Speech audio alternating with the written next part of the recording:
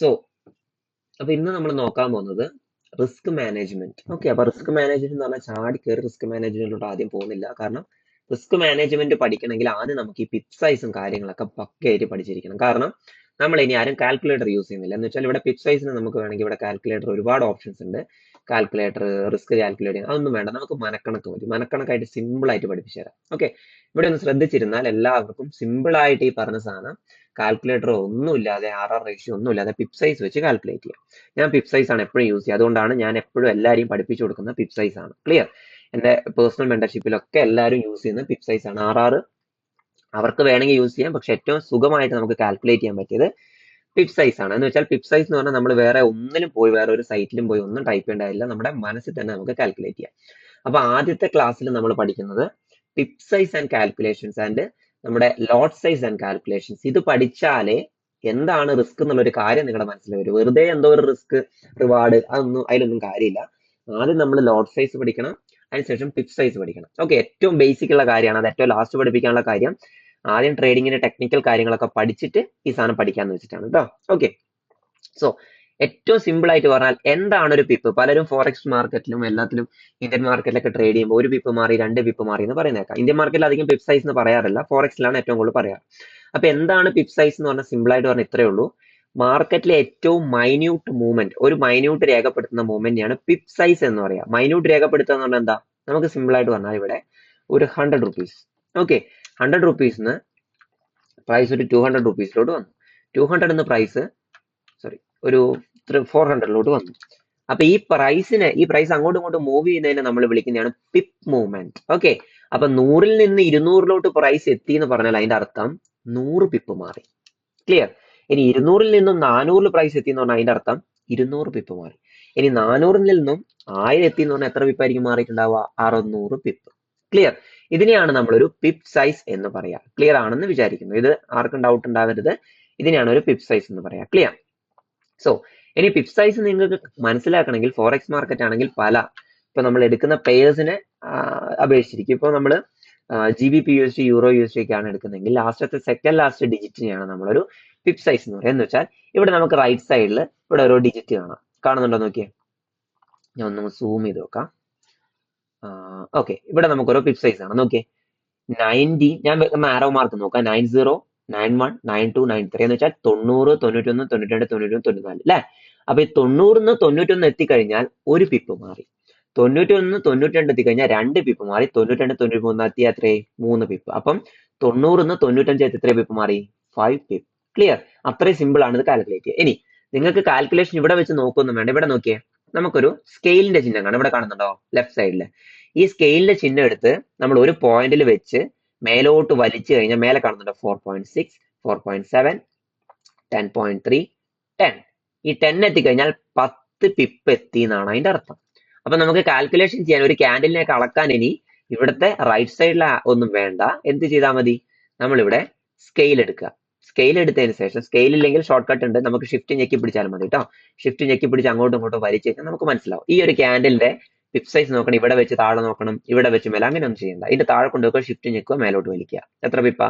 ആ ക്യാൻഡിലിന്റെ സൈസ് എന്ന് പറഞ്ഞാൽ 19 പിപ്പാണ്. ക്ലിയർ? എന്തിനാണ് ഇത് പഠിപ്പിക്കുന്നത് വെച്ചാൽ നിങ്ങളെ നേരെ കൊണ്ടുപോയി ഒരു റിസ്കിലും കൊണ്ടിടാതെ ഈ ക്യാൻഡിലും കാൽക്കുലേഷനും പിപ്പ് സൈസ് ഒക്കെ മനക്കണക്കാക്കി വെച്ചാൽ വളരെ ഈസി ആയിട്ട് നമുക്ക് റിസ്ക് കാൽക്കുലേറ്റ് ചെയ്യാം. ഓക്കെ, അപ്പൊ 19 പിപ്പാണ് ഇതിന്റെ പിപ്പ് സൈസ്, ഈ ഒരു ക്യാൻഡിലിന്റെ സൈസ്. ക്ലിയർ? അപ്പൊ അതെല്ലാവർക്കും ക്ലിയർ ആണെന്ന് വിചാരിക്കുന്നു. അപ്പൊ ഇവിടുത്തെ പിപ്പ് സൈസ് കണ്ടു. ഇനി ഗോൾഡിലോട്ട് വരുമ്പോൾ ഗോൾഡിൽ ചെറിയൊരു മാറ്റമുണ്ട്. ഗോൾഡിൽ പിപ്പ് സൈസ് എന്ന് പറഞ്ഞാൽ നമ്മൾ ഈ റൈറ്റ് സൈഡിലെ ഈ 3 ഡിജിറ്റ് ഒഴിവാക്കിയിട്ടുള്ള ബാക്കി 2 ഡിജിറ്റ് ഉണ്ടാവും. 70, 71, 72 എന്ന് വെച്ചാൽ 70, 71, 72. ഇതാണ് ഓരോരോ പിപ്പ്. എന്ന് വെച്ചാൽ 10 ടിക്ക് എന്ന് വെച്ചാൽ ഇവിടുത്തെ 10 പോയിന്റ്സ് ആണ് നമ്മുടെ ഒരു പിപ്പായിട്ട് കാൽക്കുലേറ്റ് ചെയ്യുക. അപ്പം നമ്മുടെ GBP യൂറോ വെച്ച് കമ്പയർ ചെയ്യുമ്പോൾ ഇതിൽ വളരെ പിപ്പ് സൈസ് മാറ്റമുണ്ട്. ഓക്കെ, അപ്പം ഇവിടെ 70 to 71 എന്ന് പറഞ്ഞാൽ ഓക്കെ, 71 എന്ന് പറഞ്ഞാൽ അവിടെ 100 സംതിങ് ആണ് കാണിക്കുന്നത്. ഈ 100 എന്ന് പറഞ്ഞാൽ ഇവിടെ 10 പിപ്പാണ്. ക്ലിയർ? അല്ലെങ്കിൽ ഈ 1 എന്ന് പറഞ്ഞാൽ ഇവിടെ 10 പിപ്പാണ്. ക്ലിയർ? അപ്പൊ ഇവിടെ 10 എന്ന് പറഞ്ഞാൽ എത്ര പിപ്പായിരിക്കും? 100 പിപ്പ്. അത്രയും ഹ്യൂജ് മാറ്റമാണ് നമ്മുടെ ഗോൾഡിലുള്ളത്. കണ്ടോ? ഇവിടെ 10 എന്ന് പറഞ്ഞാൽ 100 പിപ്പാണ് ഇവിടെ ഉള്ളത്. അപ്പൊ നമ്മൾ ഒരു ക്യാൻഡിൽ കാൽക്കുലേറ്റ് എങ്ങനെയാ? ഈ ഒരു ക്യാൻഡിൽ എടുത്തു, മേലോട്ട് വലിച്ചു കഴിഞ്ഞാൽ 8.1. അപ്പൊ എത്ര പിപ്പായിരിക്കും ഇവിടെ? നമ്മുടെ സാധാരണ GBP/USD വെറും 8 പിപ്പേ ഉള്ളൂ. ഗോൾഡിലാണെങ്കിൽ 8 എന്ന് കാണിച്ചത് എത്രയാ? 80 പിപ്പ്. ക്ലിയർ? ഓക്കെ. അപ്പൊ ഒരു നമ്മുടെ പെയറിനനുസരിച്ച് നമ്മുടെ പിപ്പ് സൈസ് മാറും. അപ്പൊ നിങ്ങൾ JPP USD അതൊക്കെ എടുക്കുവാണെങ്കിൽ എന്ത് ചെയ്താൽ മതി? ഈ സ്കെയിൽ എടുക്കുക, ജസ്റ്റ് ഒന്ന് അളന്ന് നോക്കുക. അപ്പൊ ഇവിടെ റൈറ്റ് സൈഡിൽ കാണിക്കും നമ്മുടെ പിപ്പ് എത്രയാണെന്നുള്ളത്. ഓക്കെ. സോ അപ്പൊ പിപ്പ് സൈസ് മനസ്സിലായി എന്ന് വിചാരിക്കുന്നു. ഇനി ലോട്ട് സൈസ്. ഓക്കെ, എന്താണ് ലോട്ട് സൈസ്? ലോട്ട് സൈസ് വളരെ സിമ്പിൾ ആണ്. അതിന്റെ കാൽക്കുലേഷൻ ഞാൻ ഇവിടെ എഴുതി തരാം. നിങ്ങൾക്ക് മനസ്സിലാവുന്ന രീതിയിൽ തന്നെ എഴുതി തരാം. നിങ്ങൾ അത് നോക്കി ഒന്ന് വായിച്ചു പഠിച്ചാൽ മതി. ഫസ്റ്റ്, ലോട്ട് സൈസിൽ ഏറ്റവും മാനുവൽ ആയിട്ടുള്ള ഒരു ലോട്ട് അല്ലെങ്കിൽ ഒരു 1 സ്റ്റാൻഡേർഡ് ലോട്ട് എന്ന് പറയുന്നത് 1 ലോട്ട് 100. ഇതിനെയാണ് 1 സ്റ്റാൻഡേർഡ് ലോട്ട് എന്ന് പറയാം. സ്റ്റാൻഡേർഡ് ലോട്ട് ടെസ്റ്റിന് എഴുതുന്നുള്ളൂ, നിങ്ങൾക്ക് മനസ്സിലാവുന്ന വിചാരിക്കുന്നു. സ്റ്റാൻഡേർഡ് ലോട്ട് കേട്ടോ, സ്റ്റാൻഡേർഡ് ലോട്ട്. ഓക്കെ, ഇതിനെയാണ് 1 സ്റ്റാൻഡേർഡ്. ഇതാണ് നമ്മുടെ ഫോറക്സ് മാർക്കറ്റിൽ ഒരു കോമൺ ലോട്ട് സൈസ് എന്ന് പറയുന്നത്. കോമൺ എന്ന് പറഞ്ഞാൽ 1 ഇടാൻ പറ്റുള്ളൂ എന്നല്ല, ഒരു കോമൺ. ഇത് വെച്ചിട്ടാണ് നമ്മുടെ കാൽക്കുലേഷൻ ഒക്കെ വരുന്നത്. അപ്പം ഏറ്റവും സിമ്പിൾ ആൻഡ് ഏറ്റവും മേജർ ആയിട്ടുള്ള ഒരു ലോട്ട് സൈസിനെയാണ് 1 സ്റ്റാൻഡേർഡ് ലോട്ട് എന്ന് പറയും. അപ്പം ഈ 1 സ്റ്റാൻഡേർഡ് ലോട്ട് എടുത്തു കഴിഞ്ഞാൽ നിങ്ങളുടെ പ്രോഫിറ്റ് ആൻഡ് ലോസ് എങ്ങനെ ഫൈൻഡ് ഔട്ട് ചെയ്യാം, അതാണ് ഇപ്പൊ നമ്മൾ നോക്കാൻ പോകുന്നത്. ഒരു സ്റ്റാൻഡേർഡ് ലോട്ട് എടുത്തു കഴിഞ്ഞാൽ ഒരു സ്റ്റാൻഡേർഡ് ലോട്ടിന് നമുക്ക് ഒരു പിപ്പ് മൂവ്മെന്റ്, പിപ്പ് എന്താണെന്ന് നിങ്ങൾക്ക് എല്ലാവർക്കും അറിയാം, ഞാൻ പറയുന്നില്ല. ഒരു പിപ്പ് മൂവ്മെന്റ് മാറിക്കഴിഞ്ഞാൽ, ഒരു പിപ്പ് എത്രയാ? 28 29 പോയ ഒരു പിപ്പ്. അപ്പം ഒരു സ്റ്റാൻഡേർഡ് ലോട്ടാണ് നിങ്ങൾ ഫോറക്സ് ട്രേഡിംഗിൽ എടുക്കുന്നതെങ്കിൽ ഒരു പിപ്പ് മാറിയാൽ 1 സ്റ്റാൻഡേർഡ് ലോട്ടിന് 1 പിപ്പ് മൂവ്മെന്റ് കിട്ടിക്കഴിഞ്ഞാൽ നിങ്ങൾക്ക് കിട്ടുന്ന പ്രോഫിറ്റ് ആൻഡ് ലോസ് എന്ന് പറയുന്നത്, പ്രോഫിറ്റ് ആൻഡ് ലോസ് നമുക്കറിയില്ലല്ലോ മേലോട്ടും താഴോട്ടും, കിട്ടാൻ പോകുന്ന പ്രോഫിറ്റ് ആൻഡ് ലോസ് എന്ന് പറഞ്ഞാൽ $10 ആയിരിക്കും. ക്ലിയർ? ഒരു സ്റ്റാൻഡേർഡ് ലോട്ട് എടുത്തു കഴിഞ്ഞാൽ നിങ്ങൾക്ക് ഒരു പിപ്പ് മൂവ്മെന്റ് കിട്ടാൻ പോകുന്ന പ്രോഫിറ്റ് ആൻഡ് ലോസ് എന്ന് പറഞ്ഞു കഴിഞ്ഞാൽ $10 ആയിരിക്കും. ക്ലിയർ? $10 ആണ് നിങ്ങളുടെ പ്രോഫിറ്റ് ആൻഡ് ലോസ് ഒരു പിപ്പ് മാറിയാൽ. അങ്ങനെയാണെങ്കിൽ എന്റെ ചോദ്യം, ഒരു പിപ്പ് മാറിയപ്പോൾ $10 ആണ് പ്രോഫിറ്റ് ആൻഡ് ലോസ്. അങ്ങനെയാണെങ്കിൽ 2 പിപ്പ് മാറിയാലോ? 2 പിപ്പ് മാറിയാൽ നിങ്ങളുടെ പ്രോഫിറ്റ് ആൻഡ് ലോസ് എത്രയാ? P&L എത്രയായിരിക്കും പറഞ്ഞേ? 10. ഒരു പിപ്പിന് 10 ആണ്, 2 പിപ്പിന് എത്രയാ? $20 അല്ലെ? സിമ്പിൾ ആണ് അല്ലെ? $20. അങ്ങനെയാണെങ്കിൽ 5 പിപ്പ് മാറിയ നിങ്ങളുടെ പ്രോഫിറ്റ് ആൻഡ് ലോസ് എത്രയാ? ഇത് കുട്ടികളെ പോലെ പഠിപ്പിക്കുന്നത് എന്തിനാ വെച്ചാൽ നിങ്ങൾക്ക് സിമ്പിൾ ആയിട്ട് ഇത് കാൽക്കുലേറ്റ് ചെയ്യാൻ വേണ്ടിയിട്ടാണ് ഇങ്ങനെ പഠിപ്പിക്കുന്നത്.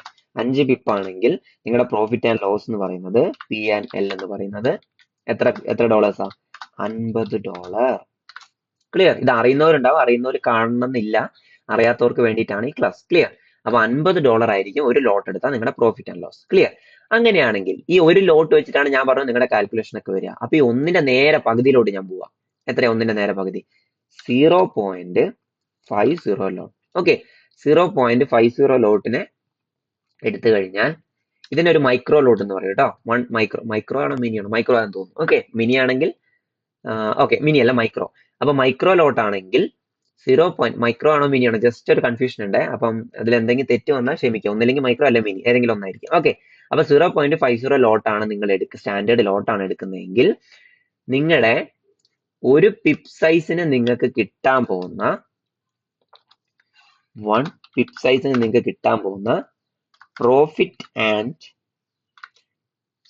P&L എന്ന് പറയുന്നത് എത്രയായിരിക്കും? ആലോചിച്ച് നോക്കിയേ. ഒരു പിപ്പ് മൂവ്മെന്റ് നിങ്ങൾക്ക് 1 സ്റ്റാൻഡേർഡ് ലോട്ടിന് ഒരു പിപ്പ് മൂവ്മെന്റ് നിങ്ങൾക്ക് കിട്ടുന്നത് $10 ആണെങ്കിൽ 0.50 ലോട്ടിനാണെങ്കിൽ നിങ്ങൾക്ക് കിട്ടാൻ പോകുന്നത് $5. കത്തിയോ? ഒരു പിപ്പ് മൂവ്മെന്റ് മാറിക്കഴിഞ്ഞാൽ. അങ്ങനെയാണെങ്കിൽ 2 പിപ്പ് മാറിയാൽ നിങ്ങളുടെ പ്രോഫിറ്റ് ആൻഡ് ലോസ് എത്രയായിരിക്കും? 2 പിപ്സ്. നിങ്ങളുടെ P&L ഞാൻ എഴുതണ്ടല്ലോ, അത് വെറുതെ എഴുതി സമയങ്ങളുണ്ട്. 2 പിപ്പാണ് നിങ്ങൾക്ക് കിട്ടാൻ പോകുന്നത് $10. ഇങ്ങനെയാണ് കാൽക്കുലേഷൻ പോകുന്നത്. അങ്ങനെയാണെങ്കിൽ 3 പിപ്പ് മാറിയാൽ നിങ്ങളുടെ പ്രോഫിറ്റ് ആൻഡ് ലോസ് എത്രയാ? 3 പിപ്പാണെങ്കിൽ നിങ്ങളുടെ പ്രോഫിറ്റ് ആൻഡ് ലോസ് എന്ന് പറയുന്നത് 15. 5 × 3 $15. ക്ലിയർ? ഇതാണ് 0.50 ലോട്ട്. ഈ ഒരു കാൽക്കുലേഷൻ നിങ്ങളുടെ മനസ്സിൽ കയറ്റി വെക്കണം, കാരണം ഇത് വെച്ചിട്ട് എനിക്ക് കാൽക്കുലേറ്റ് ചെയ്താൽ ഇത് വളരെ സിമ്പിൾ ആണ്. അതേപോലെ 0.50 മാറ്റി 0.10 സ്റ്റാൻഡേർഡ് അല്ല കേട്ടോ, ഇതൊക്കെ മൈക്രോ ലോട്ട്സ് ആണ്. 0.1 ലോട്ട് ഇട്ട് കഴിഞ്ഞാൽ നിങ്ങൾക്ക് കിട്ടാൻ പോകുന്ന പ്രോഫിറ്റ് ആൻഡ് ലോസ് എന്ന് പറയുന്നത്, ഒരു പിപ്പ് മൂവ്മെന്റ് നിങ്ങൾക്ക് കിട്ടാൻ പോകുന്ന profit and loss, 1 pip movement നിങ്ങൾക്ക് കിട്ടാൻ പോകുന്ന 1 പിപ്പ് മൂവ്മെന്റിന് നിങ്ങൾക്ക് കിട്ടാൻ പോകുന്ന പ്രോഫിറ്റ് ആൻഡ് ലോസ് എന്ന് പറഞ്ഞു കഴിഞ്ഞാൽ $1. ക്ലിയർ? അതേപോലെ 2 പിപ്പ് മൂവ്മെന്റിന് നിങ്ങൾക്ക് കിട്ടാൻ പോകുന്ന പ്രോഫിറ്റ് ആൻഡ് ലോസ് എന്ന് പറഞ്ഞു കഴിഞ്ഞാൽ $2 അല്ലെ. ഇതിപ്പോ കാൽക്കുലേറ്റ് ചെയ്യാൻ വലിയ റോക്കറ്റ് സയൻസ് ഒന്നും വേണ്ട, സിമ്പിൾ അല്ലേ. അങ്ങനെയാണെങ്കിൽ 3 പിപ്പ് സൈസിന് നിങ്ങൾക്ക് കിട്ടാൻ പോകുന്ന പ്രോഫിറ്റ് ആൻഡ് ലോസ് എത്രയായിരിക്കും? ഒരു പിപ്പിന് $1 ആണെങ്കിൽ 3 പിപ്പിന് $3. ആർക്കും പറയാൻ പറ്റും അല്ലെ. പിപ്പിന് മൂവ്മെന്റ് നിങ്ങൾക്ക് കിട്ടാൻ പോകുന്ന പ്രോഫിറ്റ് ആൻഡ് ലോസ് എന്ന് പറഞ്ഞാൽ $3. ക്ലിയർ? ഓക്കെ, അങ്ങനെയാണ് ഏറ്റവും മൈന്യൂട്ട് ആയിട്ടുള്ള ഒരു ലോട്ടും കൂടെ ഉണ്ട്. അതിനെയാണ് നമ്മളെ മൈക്രോ ലോട്ട് എന്ന് പറയുക. ഓക്കെ, 0.01 ലോട്ട്. ഓക്കെ, 0.01 ലോട്ട്. ഓക്കെ, ഒരു 0.01 ലോട്ട് എടുത്തു കഴിഞ്ഞാൽ ഒരു പിപ്പ് മൊമെന്റിന് നിങ്ങൾക്ക് കിട്ടാൻ പോകുന്ന പ്രോഫിറ്റ് ആൻഡ് ലോസ് എന്ന് പറഞ്ഞാൽ $0.10 സെന്റ് എന്ന് പറയും. ഓക്കെ, $0.10. 2 പിപ്പ് മൊമെന്റ് അപ്പൊ എത്രയായിരിക്കും? $0.20 അല്ലെ. $0.20. ദെൻ 3 പിപ്പ് മൊമെന്റ് നിങ്ങളുടെ പ്രോഫിറ്റ് ആൻഡ് ലോസ് എത്രയായിരിക്കും? സിമ്പിൾ ആണ് അല്ലെ, $0.30. അങ്ങനെയാണെങ്കിൽ 10 മൂവ്മെന്റ് മാറിയാലേ, 10 പിപ്പ് മാറിയാലേ നിങ്ങൾക്ക് എന്ത് കിട്ടൂ? $1 കിട്ടുള്ളൂ. അപ്പൊ ഏറ്റവും മൈന്യൂട്ട് ലോട്ടാണ്. ഇതിന്റെ ബാക്കോട് നമുക്ക് ലോട്ട് ഇടാൻ പറ്റില്ല. 0.1, 0.10, 501. ഇനി 1ന്റെ മേലോട്ടുണ്ടോ? ഉണ്ട്. 1 സ്റ്റാൻഡേർഡ് ലോട്ടാണ്, പക്ഷെ അതിന്റെ മേലോട്ടുള്ള ലോട്ട് സൈസ് ഉണ്ട്. എങ്ങനെയാ കാൽക്കുലേറ്റ് ചെയ്യാം? 1ന്റെ മേലോട്ട് ഉണ്ടാവുന്ന ഏതാ? 2 ലോട്ട് അല്ലെ, 2 സ്റ്റാൻഡേർഡ് ലോട്ട് എന്ന് പറയും. 2. അപ്പൊ 2 സ്റ്റാൻഡേർഡ് ലോട്ടാണ് നിങ്ങൾ ട്രേഡ് എടുക്കുന്നതെങ്കിൽ ഒരു പിപ്പ് മൂവ്മെന്റ് മാറിക്കഴിഞ്ഞാൽ നിങ്ങൾക്ക് കിട്ടാൻ പോകുന്ന പ്രോഫിറ്റ് ആൻഡ് ലോസ് എന്ന് പറഞ്ഞാൽ എത്രയായിരിക്കും? $20. അങ്ങനെയാണെങ്കിൽ 2 പിപ്പ് മാറിക്കഴിഞ്ഞാൽ നിങ്ങൾക്ക് കിട്ടാൻ പോകുന്ന പ്രോഫിറ്റ് ആൻഡ് ലോസ് എത്രയായിരിക്കും? $40. അങ്ങനെ കാൽക്കുലേറ്റ് സിമ്പിൾ അല്ലേ, $40. 3 പിപ്പാണ് മാറുന്നെങ്കിലോ നിങ്ങൾക്ക് കിട്ടാൻ പോകുന്ന പ്രോഫിറ്റ് ആൻഡ് ലോസ് എത്രയാ? 3, 2, 4, 6, $60. ക്ലിയർ?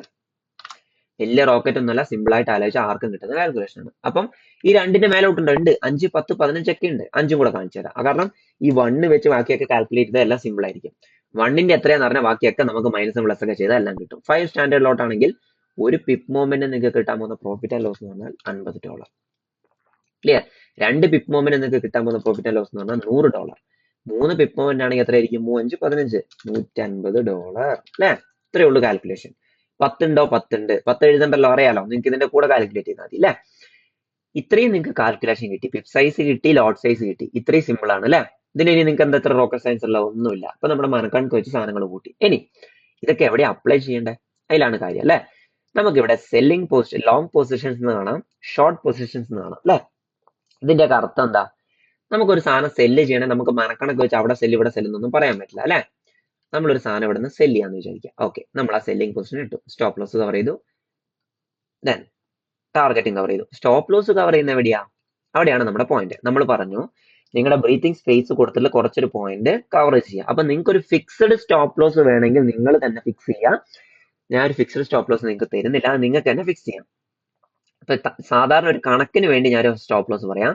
GBP USD നിങ്ങൾ ഒരു പോയിന്റ് ഒരു എൻട്രി എടുക്കുകയാണ്, ഒരു 4 പിപ്പ് അല്ലെ 5 പിപ്പാണ് നിങ്ങളുടെ സ്റ്റോപ്പ് ലോസ് നോക്കുക. എങ്ങനെ 5 പിപ്പ് കാൽക്കുലേറ്റ് ചെയ്യാം? ഞാൻ പറഞ്ഞു സ്കെയിൽ എടുത്ത് കാൽക്കുലേറ്റ് ചെയ്യും, ഇവിടെ കാൽക്കുലേറ്റ് ചെയ്യും. ഇനി അതും വേണ്ട, സിമ്പിൾ ആയിട്ട് ഈ സെല്ലിംഗ് പൊസിഷന്റെ മേലെ 5 എന്ന് കാണുന്നുണ്ടോ? എന്റെ ആരോന്റെ നേരെ മേലെ 5, അതാണ് 5 പിപ്പ്. ഇപ്പൊ 6 എന്ന് വരും, 6 പിപ്പ്. 7 എന്ന് പറഞ്ഞാൽ 7 പിപ്പ്. 9 എന്ന് പറഞ്ഞാൽ 9 പിപ്പ്. അപ്പൊ നമുക്ക് എത്ര പിപ്പ് കവർ ചെയ്യേണ്ടതെന്ന് വെച്ചാൽ 5 പിപ്പ്. 5 പിപ്പ് കോമൺ ഞാൻ പറയുന്നില്ല, നിങ്ങൾക്ക് വെക്കണേ വെക്കാം. എന്ന് വെച്ചാൽ നിങ്ങളുടെ സ്റ്റോപ്പ് ലോസ് നിങ്ങളുടെ ഏരിയനുസരിച്ച് ഇരിക്കും. ഒരുപാട് വലിയ സ്റ്റോപ്പ് ലോസ് കവർ ചെയ്യാണ്ടിരിക്കുക. 5 പിപ്പ് ഞാൻ കവർ ചെയ്തു.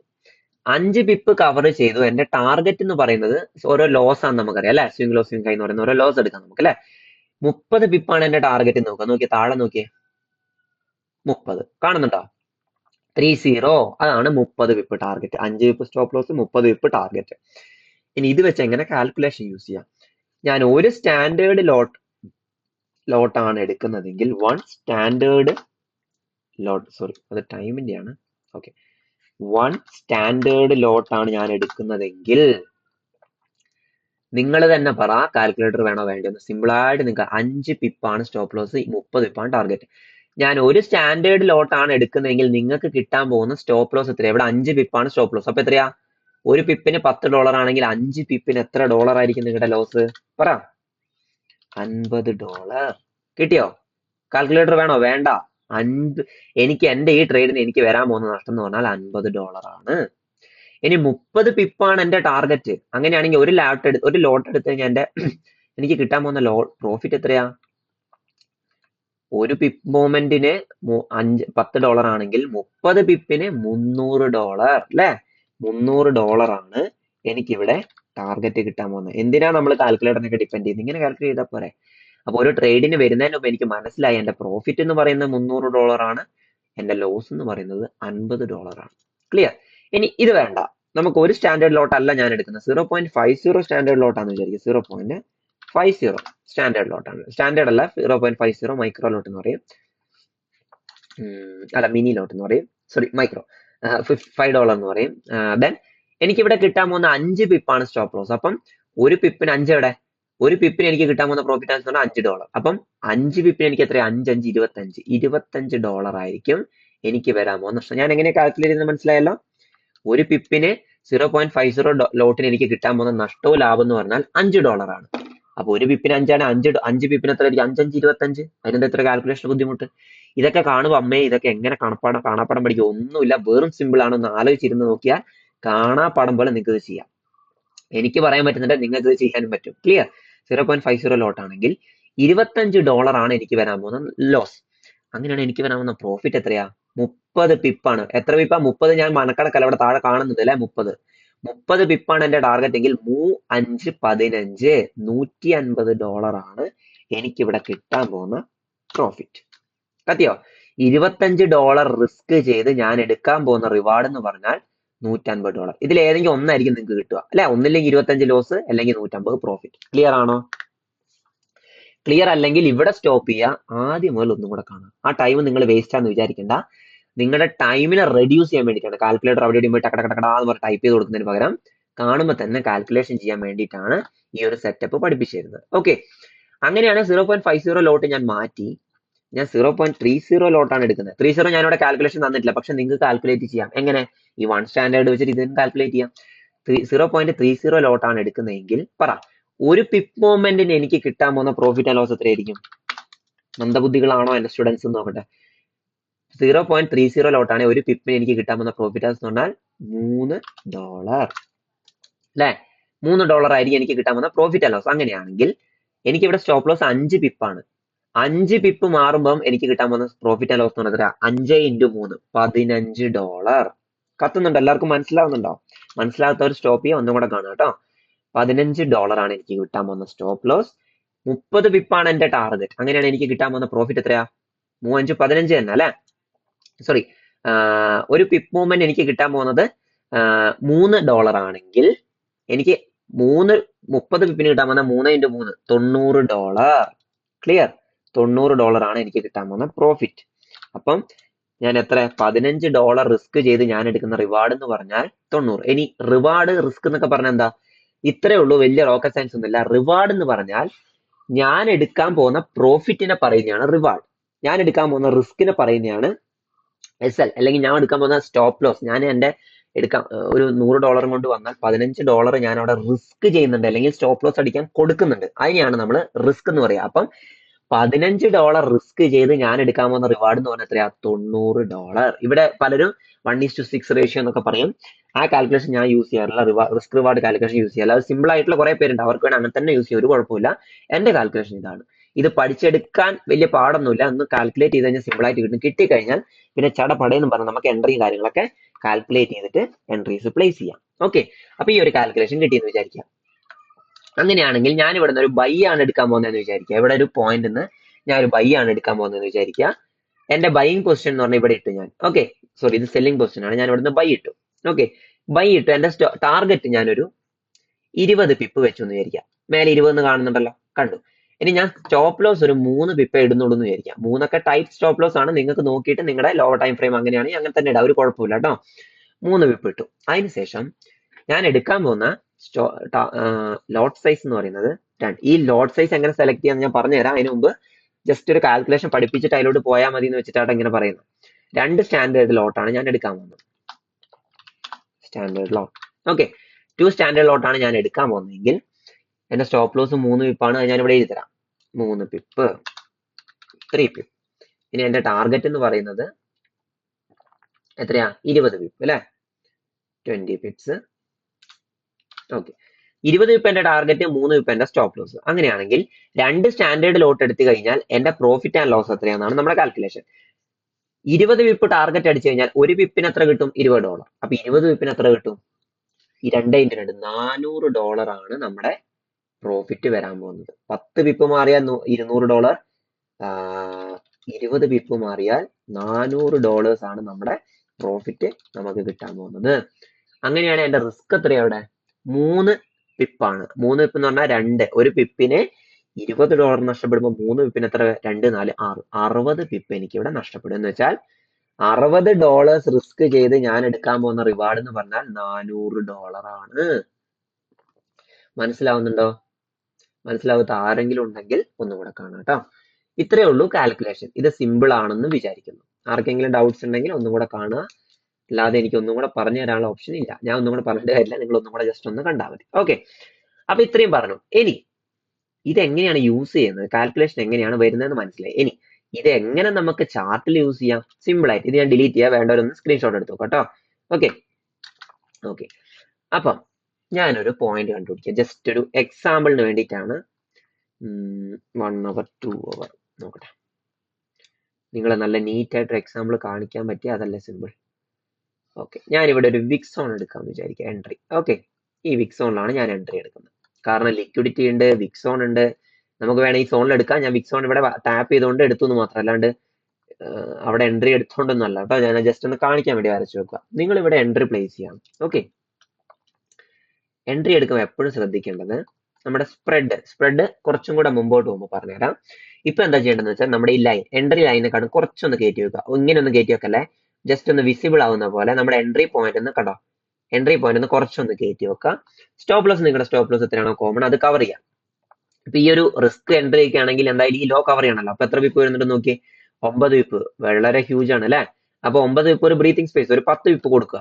ഓക്കെ, 10 പിപ്പ് എടുത്തു കഴിഞ്ഞാൽ നിങ്ങളുടെ റിസ്ക് ഭയങ്കര കൂടുതലായിരിക്കും. എന്ന് വെച്ചാൽ എങ്ങനെ റിസ്ക് കൂടുന്ന പറയാം, ഞാൻ കാൽക്കുലേറ്റ് ചെയ്തു, നിങ്ങൾ കാൽക്കുലേറ്റ് ചെയ്തേ. ഞാൻ 1 സ്റ്റാൻഡേർഡ് ലോട്ടാണ് എടുക്കുന്നതെങ്കിൽ 10 പിപ്പാണ് എന്റെ സ്റ്റോപ്പ് ലോസ് എങ്കിൽ എനിക്ക് വരാൻ പോകുന്ന ലോസ് എത്രയായിരിക്കും എന്ന് ആലോചിച്ച് നോക്കിയേ.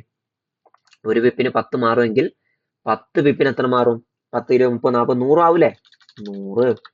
അപ്പൊ എന്റെ വരാൻ പോകുന്ന റിസ്ക് എന്ന് പറഞ്ഞാൽ $100 ആണ്. അപ്പൊ വലിയ അക്കൗണ്ട് ഒക്കെയാണ് കുഴപ്പമില്ല, ചെറിയ അക്കൗണ്ട് $100 ലോസ് എന്ന് പറഞ്ഞാൽ ഇറ്റ്സ് ഹ്യൂജ്. അപ്പൊ എനിക്ക് ഇവിടെ കിട്ടാൻ പോകുന്ന ലോസ് എന്ന് പറഞ്ഞാൽ $100. ടാർഗറ്റ് ഞാൻ ഒരു 50 വിപ്പ് വെക്കാന്ന് വിചാരിക്കാം. 50 വിപ്പ് മേലെ 50 എന്ന് കാണുന്നുണ്ടല്ലോ. ഓക്കെ, എനിക്ക് കിട്ടാൻ പോകുന്ന പ്രോഫിറ്റ് എത്രയാ? $500. $500.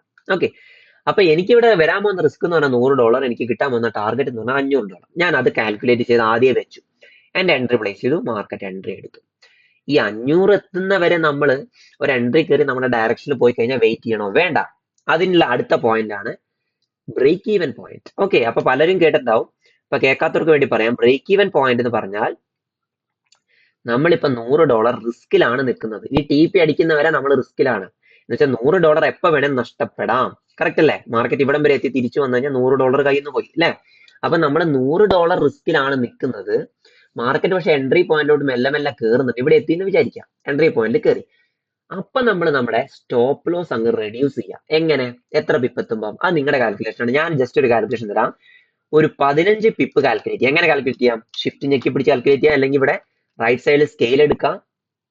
എൻട്രി പോയിന്റ് നിന്ന് 15 പിപ്പ് കാൽക്കുലേറ്റ് ചെയ്യാം. മേലെ കാണുന്നുണ്ടോ? 10, 11, 12, 13, 14, 15. 15 കാണുന്നുണ്ടോ? ആ 15 പോയിന്റിൽ സ്ട്രേറ്റ് ഇവിടെ കൊണ്ടുവച്ച് ഒരു ലൈൻ അങ്ങ് ഇട്ട് വെക്കുക. 15. എന്നിട്ട് ഇവിടെ നിങ്ങളുടെ ബ്രേക്ക് ഈവൻ, ഇവിടെ എന്റെ എൻട്രീസിലൊക്കെ നിങ്ങൾ കാണുന്നുണ്ടോ? BE അല്ലെ PB, പാർഷ്യൽ ബുക്ക്ഡ് എന്നൊക്കെ കാണുന്നുണ്ടാവും അല്ലെ. അപ്പൊ എന്ത് ചെയ്യാം? ഈ ബ്രേക്ക് ഈവൻ പോയിന്റിൽ എപ്പോ പ്രൈസ് തൊടുന്നോ അപ്പൊ നിങ്ങൾ നിങ്ങളുടെ റിസ്ക് അങ്ങ് റെഡ്യൂസ് ചെയ്യുക. എങ്ങനെ റെഡ്യൂസ് ചെയ്യുക? നിങ്ങളുടെ എൻട്രി പോയിന്റ് സ്റ്റോപ്പ് ലോസ് ഇല്ലേ, അതിലെ സ്റ്റോപ്പ് ലോസ് എഡിറ്റ് ചെയ്ത് എൻട്രിയിൽ കൊണ്ടുവെക്കുക. എങ്ങനെ? കാണിച്ചു തരാം, നോക്കിയേ. അത് മനസ്സിലാക്കാൻ ഒരു കാൽക്കുലേഷൻ തരാം. നിങ്ങളുടെ എൻട്രി പോയിന്റ് 100 രൂപയാന്ന് വിചാരിക്കുക. നിങ്ങളുടെ സ്റ്റോപ്പ് ലോസ് എന്ന് പറഞ്ഞാൽ 10 കുറയ്ക്കുക, 90 പോയിന്റ് ആണെന്ന് വിചാരിക്കുക, അല്ലെ 90 എന്നുള്ളൊരു സ്ട്രൈക്ക് പ്രൈസ് ആണെന്ന് വിചാരിക്കുക. ഈ 100ൽ എൻട്രി എടുത്ത് നിങ്ങൾ 90ൽ വന്ന സ്റ്റോപ്പ് ലോസ് അടിക്കും. പ്രൈസ് ഇവിടെ എത്തിക്കഴിഞ്ഞാൽ ഈ 90 പോയിട്ട് മോഡിഫൈ കൊടുത്ത് 100 തന്നെ ആക്കുക. അതിന്റെ അർത്ഥം ഇനി പ്രൈസ് തിരിച്ചു വന്നു കഴിഞ്ഞാൽ എവിടെ വാങ്ങിയോ അവിടെ തന്നെ നിങ്ങൾ എക്സിറ്റ് ആയി പോകും. താഴോട്ട് പോയാലും നിങ്ങൾക്ക് ലോസ് ഉണ്ടാവില്ല. നിങ്ങൾ എവിടെ വാങ്ങിയോ അവിടെ നിങ്ങൾ എക്സിറ്റ് ആയി പോയി. ക്ലിയർ? ഇനി മാർക്കറ്റ് ഇതിന്റെ താഴെ പോയാൽ നിങ്ങൾ $100 റിസ്കിലില്ല, റിസ്ക് അവിടെ കഴിഞ്ഞു. എവിടെ ബ്രേക്ക് ഈവൻ ആക്കുന്നോ അവിടെ റിസ്ക് 0. പിന്നെ നിങ്ങളുടെ പ്രോഫിറ്റ് ഏതേ ഉള്ളൂ? 500. കത്തിയോ? നിങ്ങളുടെ റിസ്ക് ഇവിടെ മാറി. നിങ്ങൾ ഇനി ഒന്നില്ലെങ്കിൽ 0യിൽ ഇറങ്ങും. സീറോ പ്രോഫിറ്റ് ആൻഡ് ലോസിൽ ഇറങ്ങും, അല്ലെങ്കിൽ നിങ്ങൾ $500 പ്രോഫിറ്റ് ഇറങ്ങും. നിങ്ങളുടെ റിസ്ക് അവിടെ മാറി. ഇത് പറഞ്ഞത് മനസ്സിലായില്ലെങ്കിൽ ഒന്നും കൂടെ കാണാം കേട്ടോ. 100 വെച്ചു. എന്താണ് നിങ്ങൾ ചെയ്യേണ്ടത്? സ്റ്റോപ്പ് ലോസ് എഡിറ്റ് ചെയ്ത് എൻട്രി പ്രൈസിലോട്ട് കൊണ്ടുവെക്കുക. അവിടെ നിങ്ങളുടെ സ്റ്റോപ്പ് ലോസ് എന്നുള്ള ഒരു കാര്യം ഒഴിവായി കിട്ടി. ക്ലിയർ? അപ്പൊ ബ്രേക്ക് ഈവൻ പോയിന്റ് എത്തിക്കഴിഞ്ഞാൽ ബ്രേക്ക് ഈവൻ മാത്രം മതിയോ? പോരാ. അവിടെ നിങ്ങൾക്ക് ഒരു കാര്യം കൂടെ ചെയ്യാം. നിങ്ങളുടെ ഫസ്റ്റ് ടാർഗറ്റ് നിങ്ങൾക്ക് ക്ലോസ് ചെയ്യാം. എന്താണ് ഫസ്റ്റ് ടാർഗറ്റ്? നിങ്ങൾ ഒരു സ്റ്റാൻഡേർഡ് ലോട്ടാണ് എടുക്കുന്നതെന്ന് അറിയാം അല്ലെ? 1 സ്റ്റാൻഡേർഡ് എപ്പോഴും എടുക്കണം എന്നല്ല പറയുന്നത്, ഞാൻ ഒരു കാൽക്കുലേഷൻ ഈസി ആയതുകൊണ്ടാണ് ഈ നമ്പർ പറയുന്നത് കേട്ടോ. 1 സ്റ്റാൻഡേർഡ് എത്തിക്കഴിഞ്ഞാൽ 15 പിപ്പ് എത്തിക്കഴിഞ്ഞാൽ നിങ്ങളുടെ അപ്പത്തെ നിലവിലുള്ള പ്രോഫിറ്റ് എന്ന് പറഞ്ഞു കഴിഞ്ഞാൽ $150 ആയിരിക്കും. ഇവിടെ എത്തുമ്പോൾ നിങ്ങളുടെ പ്രോഫിറ്റ്. ഇവിടെ എത്തുമ്പോൾ എങ്ങനെ 150 ആയ? നമ്മുടെ കാൽക്കുലേഷൻ 15 എത്തുമ്പോൾ 150, 20 എത്തുമ്പോൾ 200, 30 എത്തുമ്പോൾ 300. അറിയാലോ, ഞാൻ പറയണ്ടല്ലോ. $150 എത്തുമ്പം നേരെ പകുതിയോ 0.203% സംതിങ് ക്ലോസ് ചെയ്യാം. എങ്ങനെ നേരെ പകുതി ക്ലോസ് ചെയ്യാം? 150ന്റെ നേരെ പകുതിയും ക്ലോസ്. ഇപ്പൊ ഞാനൊരു $75 ഇവിടെ എത്തുമ്പോൾ അങ്ങ് ക്ലോസ് ചെയ്യാം. അപ്പം നിങ്ങളുടെ കയ്യിൽ $75 പ്രോഫിറ്റിലുണ്ട്. നിങ്ങളുടെ കീശയിൽ 75 കിട്ടി. ബാക്കി എത്ര ഇനിയോടെ റണ്ണിങ് ഉള്ളൂ? 75. 150 ബാക്കി 75 ബാക്കി റണ്ണിങ് ഉണ്ടാവും. 75 നിങ്ങൾക്ക് കിട്ടി. അതിന്റെ അർത്ഥം ബ്രേക്ക് ഈവൻ പോയിന്റിൽ എത്തുമ്പോൾ നിങ്ങൾ റിസ്ക്കും മാറി, നിങ്ങൾ പ്രോഫിറ്റിലായി. ആലോചിച്ച് നോക്കി. ഇവിടെ എത്തുമ്പോൾ തന്നെ നിങ്ങൾ പ്രോഫിറ്റിലായി. ഇനി നിങ്ങൾക്ക് മാർക്കറ്റ് എന്തൊക്കെ ചെയ്താലും നിങ്ങൾക്ക് പ്രോഫിറ്റേ ഉള്ളൂ. ഇവിടെ എത്തിക്കഴിഞ്ഞാൽ നിങ്ങൾ $75 പ്രോഫിറ്റിലായി, ബാക്കി 75 റൺ ചെയ്യാൻ വിടുന്നുണ്ട്. ഇനി മാർക്കറ്റ് തിരിച്ചു വന്നാൽ നിങ്ങൾക്ക് ഇവിടെ തൊട്ട ബ്രേക്ക് ഈവൻ അല്ലേ? ലോസ് ഉണ്ടോ? 0. 75 നമ്മുടെ പോക്കറ്റിലുണ്ട്. ഇനി മാർക്കറ്റ് താഴോട്ട് പോയാൽ നമുക്ക് നഷ്ടമുണ്ടോ? ഇല്ല. 75 നമ്മുടെ കയ്യിലുണ്ട്. കത്തിയോ? അപ്പം first target and break even എടുക്കുമ്പോൾ തന്നെ നിങ്ങളുടെ കയ്യിൽ പ്രോഫിറ്റ് ആയി. ക്ലിയർ ആണോ? ഡൗട്ട് ഉണ്ടോ? ഓക്കെ. അപ്പൊ ഫസ്റ്റ് ഇവിടെ എത്തുമ്പോൾ തന്നെ നിങ്ങൾ പ്രോഫിറ്റ് ആൻഡ് ബ്രേക്ക് ഈവൻ. ബാക്കി 75 റൺ ഉണ്ട് അല്ലെ? ആ 75 ഇവിടെ എത്തുമ്പോഴത്തേന് $500 കിട്ടില്ല.